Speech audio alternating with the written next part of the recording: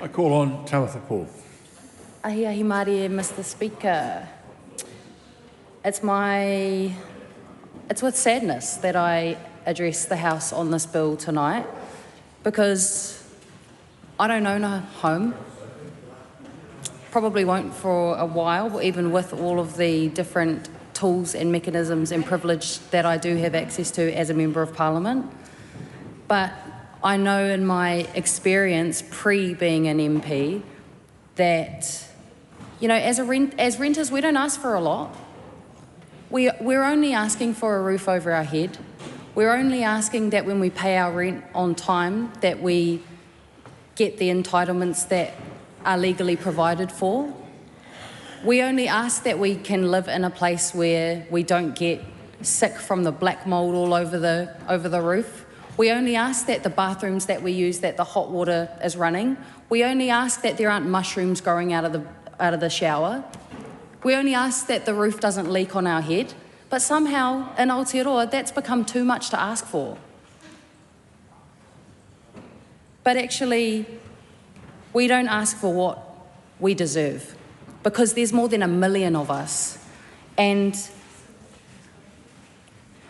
I read a quote. It's interesting. It's been interesting being based in Wellington Central and reading about the slumlords that used to exist in our urban centres, and how back in the day is so similar to how things are now for renters in New Zealand. Because somehow if you live in one of those slum houses and one of those slum flats that has become normalised in our country, you're looked down upon. And this bill is an example of the way that you are looked down upon. But if you own the slums, if you're a slumlord and you own 20 of those things, somehow our society privileges that. Somehow our society and our systems applaud that kind of behaviour. Because at the end of the day, this bill is actually about the rich getting richer. Because we live in a country where housing isn't treated as a human right. It's treated as an opportunity for people to make money. And that, to me, is morally bankrupt. Because, as I've said over and over and over again on this bill, how can anybody be expected to live a decent life if they don't have a roof over their head? And the answer to that is obvious and clear. You can't. You can't live a decent or meaningful life. You can't go and get a job. You can't look after yourself. You can't raise your family if you don't have a roof over your head. Now, today we've spent the entire day canvassing this bill and trying to understand, trying to give the government the benefit of the doubt, actually, to actually try and see, is there a basis for this decision?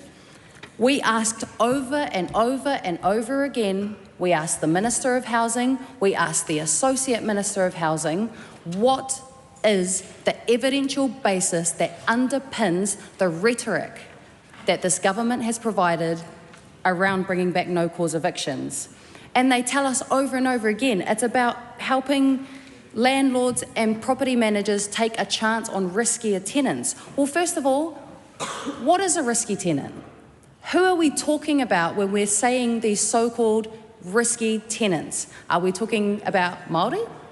Are we talking about poor people? Are we talking about disabled people?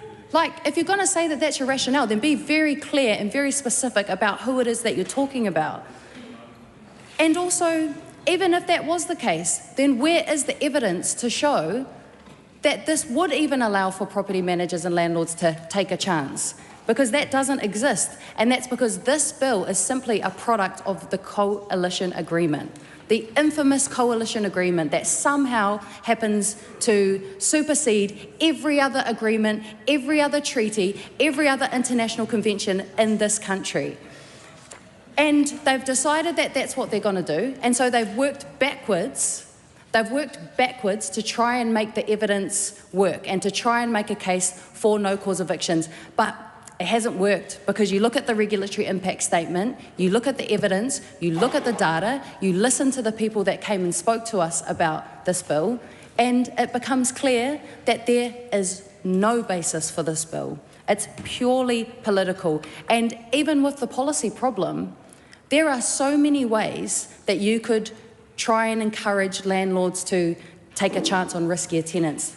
There are lots of different ways that you can make this work. But no, the outcome was already determined within the coalition agreement, and so that's what they've pursued. But it's really strange that they've pursued that, because there's not even support within the property industry for no-cause evictions, because 53% of people who submitted on this bill, who were representing property managers or landlords, or were themselves those two things, don't even support this bill. And then you look at the public's perspective, 97% of people don't support this bill. So there's actually not a lot of support for this bill, but I think the government knows that and understands that. And like my colleague Kieran McAnulty was saying, that's why they've couched it in all the fluff. They've fluffed it up so that it detracts from the fact that there is no basis for no-cause evictions. And the reason there is no basis for no-cause evictions, because you look at the way that they have that kind of law has been applied around the world, and it has resulted in nothing but increased homelessness and chaos and destruction of people's lives. And the fact that it's been couched in all this fluff in the pet bonds, which we could get into that as well, because the pet bond provisions aren't even as great as they've been touted to be, it's been couched in all this fluff because I think that the government is ashamed to be bringing back no-cause evictions. And sadly, as we watch the results and the destruction that will come from this decision that we are about to make, sadly, we're going to look back at this and we are all going to feel ashamed that we allowed this to happen. But I'm not surprised, because we've got a pro-landlord government. We've got a government made up of politicians who we're made up of a government who, by and large, own multiple properties. And that is the problem. There should be more people in this room who have never owned a property in their house, because maybe then we'd get better decisions that actually treat housing as the human right that it needs to be treated as. But the thing is we live in a democracy, and there are actually more of us than there are of you. There are more renters in this country than there are landlords, and I think that, thank you for doing this no-cause evictions, Mahi, because I think renters will actually recognise their power in numbers and utilise that, and this is going to be a one-term government. Not just because of all of this, but because of everything else that the government has decided to do. So let's use the last 2 minutes to talk about solutions, because that's a big piece of criticism that we always get. We're always quick to point out the harm, but we never point out the solution. So I'll tell you what the solutions are. First of all, we need rent controls, because they